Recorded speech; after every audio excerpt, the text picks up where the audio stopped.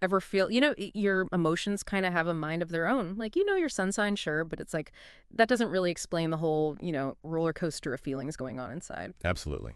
Well, today, get ready because we're diving deep into the why behind all of it.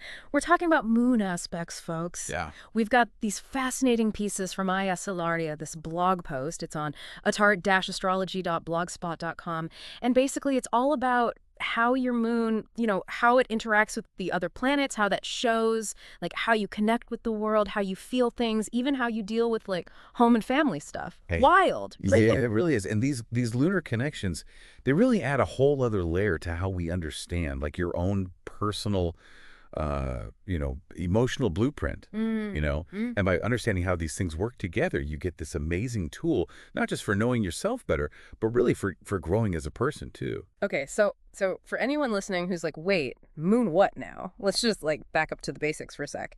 In astrology, the moon, that represents our inner world, right? Our Mm. feelings, our gut instincts, all that jazz. Exactly. It's like the heart and soul of your entire astrological chart. So then how do these aspects you mentioned fit in? What are we even talking about there? Okay, so picture the moon, right? Like a musician just playing solo, beautiful melody, but kind of simple. Now, bring in the whole band, the whole orchestra. Like that is what aspects do. They're like adding layers, adding harmonies, maybe even a little, clashing sound sometimes. Creates a much bigger, more complex sound that's totally, totally you.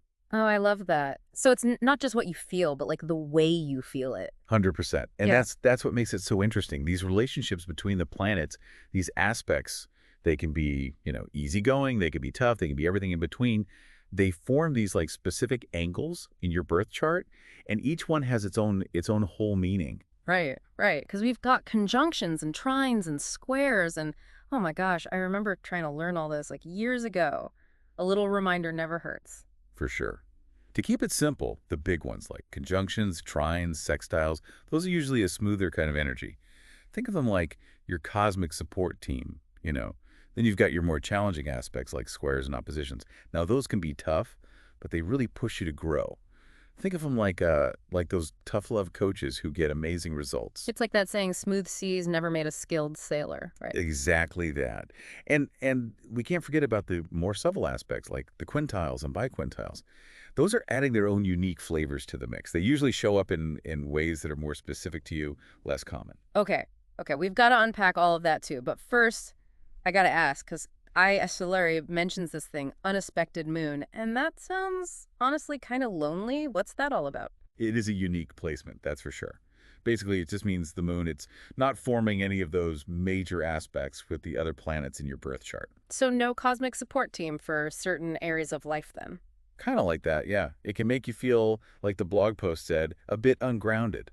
Like a ship without an anchor. Yeah, and I can see how that could feel kind of unsettling, right? Like you're a little lost at sea emotionally. It could definitely have its challenges, yeah. People with an unaspected moon, they might feel like they don't quite belong or have a hard time understanding their own emotional depths. And this is important, but this freedom, it also comes with some amazing gifts too. Okay, so there's upsides too. What are we talking about? Well, think about it. You've got this incredible adaptability, Mm. this ability to move through all these different emotional situations easily.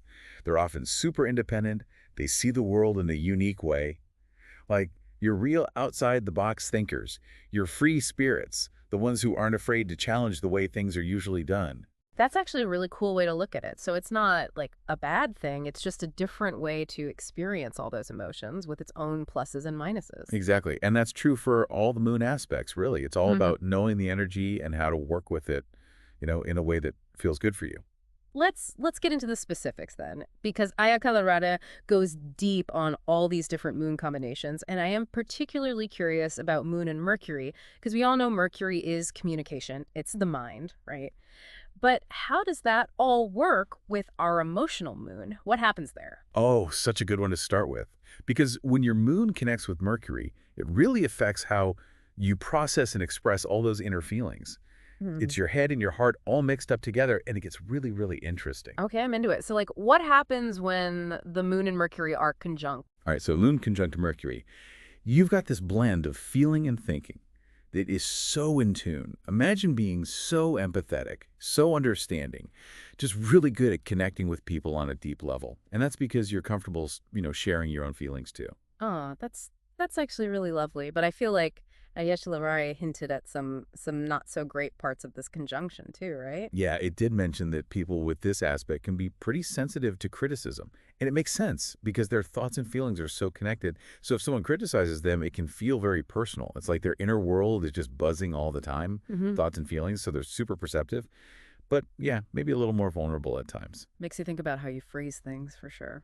Okay, so on a scale from like smooth jazz to heavy metal, where does Moon Square Mercury fall?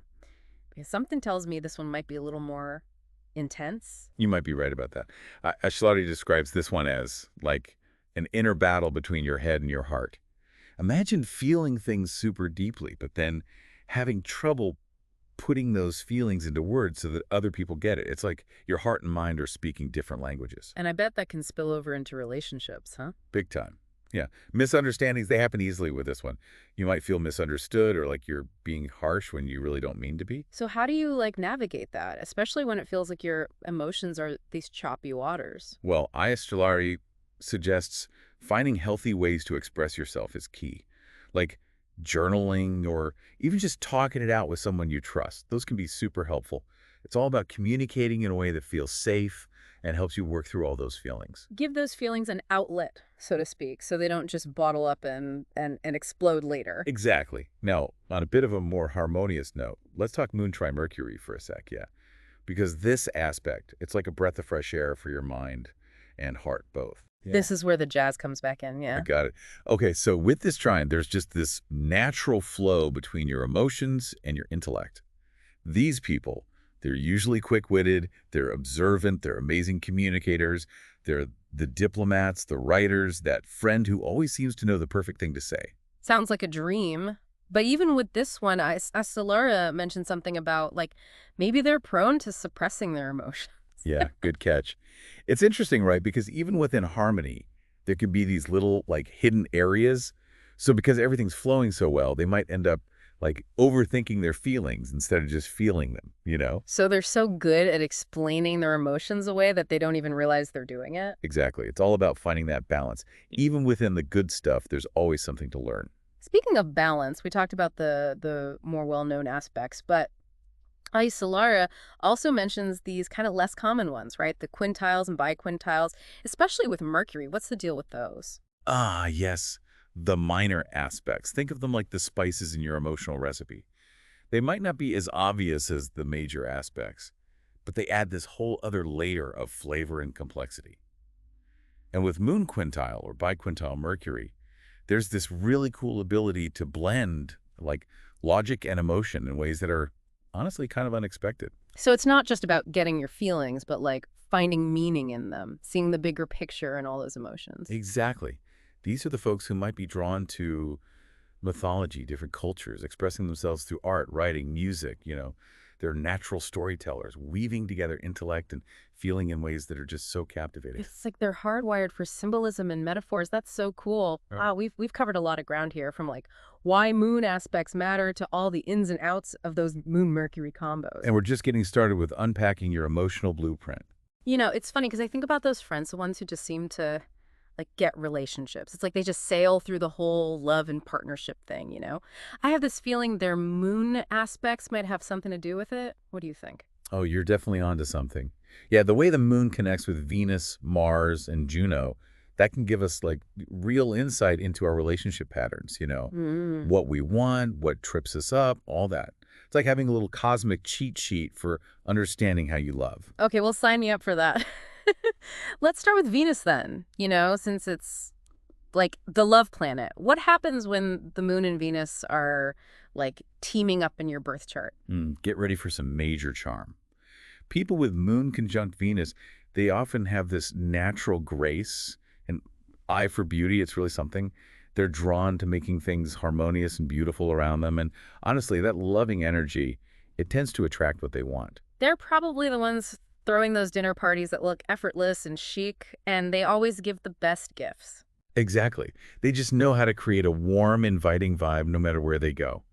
And this aspect really shows us that expressing their emotions, that's super important for them. They need connection, they need affection, and they're not shy about showing it. Okay, yeah, starting to get a little jealous of their love language now, but I have to imagine, even with a placement that sounds this lovely, there's gotta be, like, a downside sometimes, but You're right about that. Astrology mentions that this conjunction, it can lead to depending too much on other people for validation, because they're so naturally good at being charming, so in tune with how everyone else is feeling, that they can be, well, extra sensitive if someone criticizes them or rejects them. yeah, makes sense. When your heart's that open, it's probably more likely to get, like, a little bruised sometimes. So what about when the moon and Venus are, like, not getting along so well? What happens with the moon square Venus aspect? Okay, you know those romantic comedies?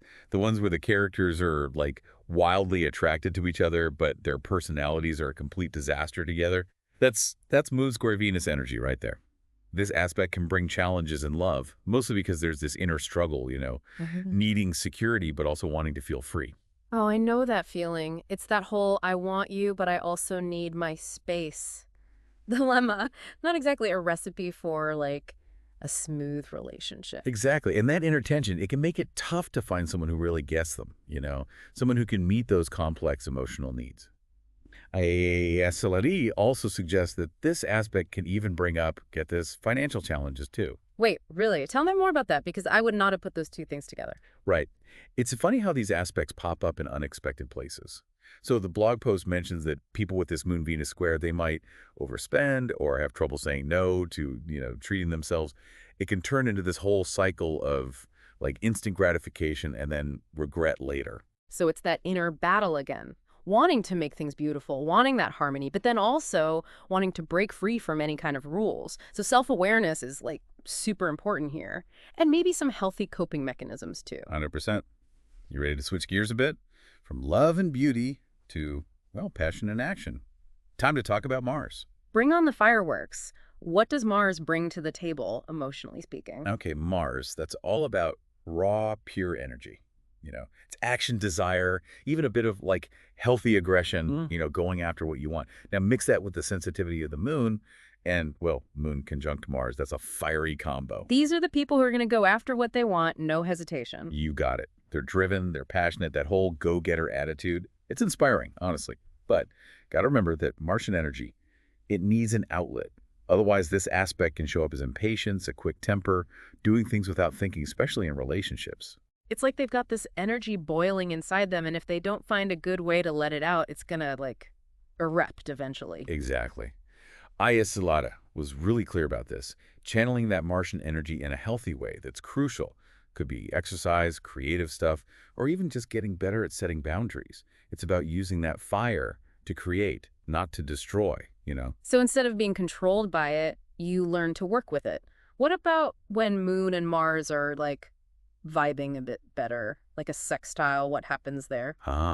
With Moon sextile Mars, they give someone who can access that assertive side, but they're still in touch with their emotions. They're passionate, they're driven, but they use that energy really well, often to help other people or inspire them. Okay, so they've still got that get stuff done attitude, but it's like a bit more refined. They think about other people's feelings too. Exactly. And Aya Solara points out how much emotional power they have. They can be really persuasive, really good at motivating people. They use that energy to make a real difference in the world. That's awesome. Okay, so we've covered Venus, we've covered Mars, so that leaves us with Juno. And Juno's not a planet, right? You got it. Juno's an asteroid, but honestly, don't underestimate it, especially when it comes to relationships. In astrology, Juno's all about marriage, commitment, that deep down desire to find your person. Well, for someone with Moon conjunct Juno, that idea of the one, that's really important. Absolutely.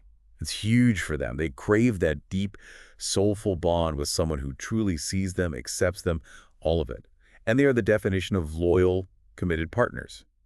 But that also means they might struggle with jealousy, maybe even getting a little possessive if their partner isn't meeting their emotional needs. Makes sense. It's like they're wired for that intense connection, but it also makes them more sensitive to any bumps in the road, any betrayal. Totally. Their sense of safety, emotionally, it's tied to how strong their relationships are.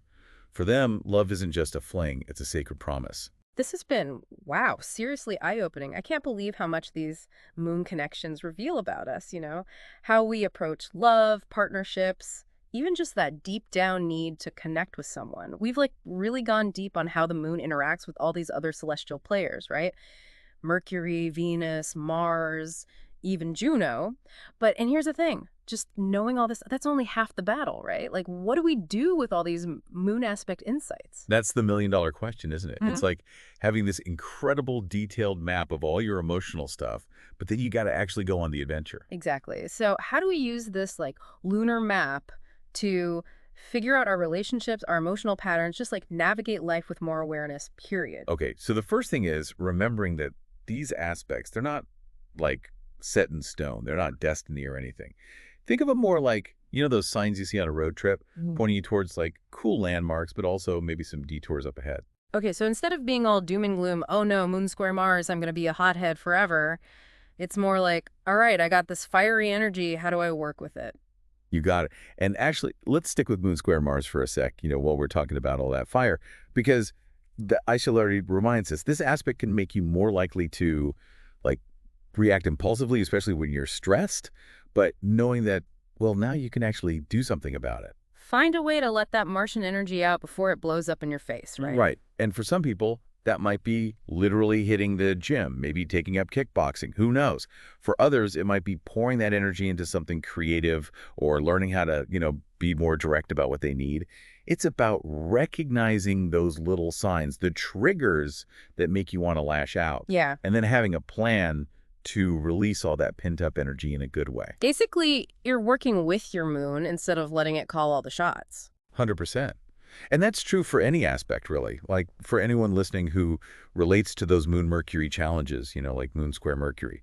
Remember, communication is key, even though it can be tricky. Because it's like their inner world is this whole like tapestry of emotions, so many threads, and trying to put that into words feels impossible. And that's exactly where journaling can be so powerful. It's like giving yourself permission to just brain dump all those thoughts and feelings on paper. And it doesn't have to be some big, profound thing. It's just about having a safe space to process those complex emotions. So you can untangle those thoughts and feelings before you're trying to explain them to someone else. Exactly. What about like Moon Uranus aspects? Because those folks, it seems like they're always riding those emotional waves, lots of ups and downs. Any tips for them? Grounding practices. Seriously, those can be game changers. Meditation, spending time in nature, or even just having those little routines. It's Yeah. about finding some stability when all that emotional energy is, unpredictable. Like having those anchors to hold on to when things get choppy. This has been amazing. So, if I had to sum it all up, I guess the biggest takeaway is this whole idea of like moon aspects being about self-empowerment. 100%. It's about recognizing how the moon is working in your life and then using that awareness to make choices that are actually good for you. It's like Mm. saying, okay, this is my emotional blueprint, but I'm not stuck with it. I can heal it. I can grow from it. You get to write your own emotional story, even if some of the chapters are, a little messy. Beautifully said. And it's a journey. It's Yeah. ongoing. But the more you learn about your moon aspect, the more you can really embrace all of who you are, the emotions and all. This deep dive has honestly given us so much to think about. Thank you. Thank you for making all this like lunar stuff make sense and for giving us tools to actually use it. My pleasure. It's always Well, so fun to get in the nitty-gritty of this stuff, especially with you. and to everyone listening, we got to ask, if your moon could give you one piece of advice, just based on its place in your birth chart, what would it say? Until next time, happy exploring, everyone.